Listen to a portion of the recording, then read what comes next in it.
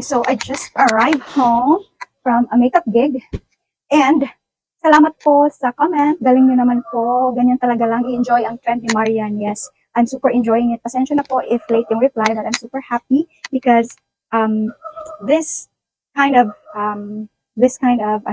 really inspires me.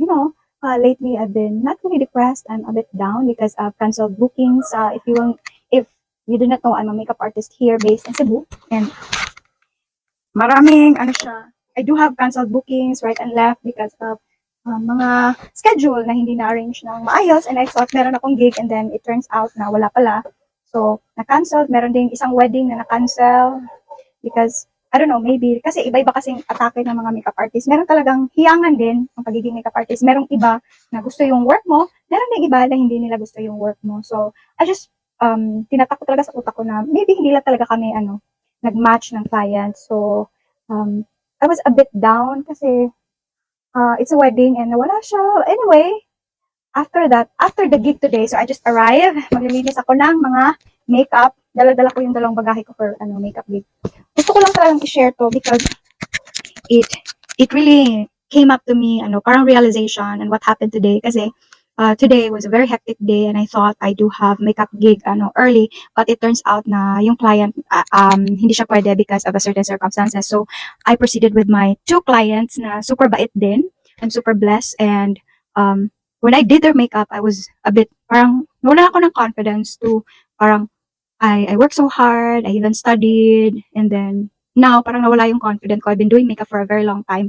Nawala yung confidence ko, and then it turned out today because I was a bit down nung na-cancel mga bookings, mga weddings din, and na-question ko yung sarili ko na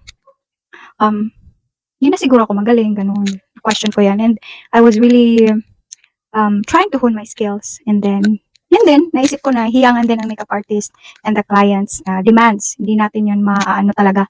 And then I was so happy, parang nabuhayan ako ng loob because today, yung dalawang clients ko, they said they really love my work and they really love it, and to the point na they gave extra, parang they asked na, is it okay? And then, yung transpo mo, parang they offered ba? They valued my work. And yun lang, if I work on clients, I really work on clients who trust me because I don't really work on clients who doesn't trust me. Kaya nga, more ako on referrals. And then it happened na they love my work. Parang, yun nga, hiyangan din. And the same goes sa mga TikTok videos ko. Some don't like, kagaya ng mga videos na to, merong nag-laughing emoji. There are positive and negative comments, but I super appreciate those positive comments just like this, na talagang na-appreciate nila yung work ko. Salamat.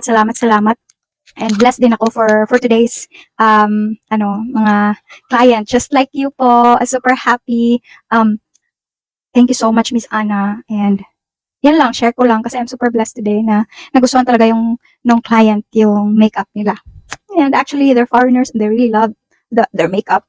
Yun lang, share ko lang. I'm going to clean all the makeup brushes and all my things, and siguro I'm going to rest and edit some videos for you. Meron akong new video na ginagawa. Hopefully, you're going to love it. So, bye-bye! God bless! God bless, God bless!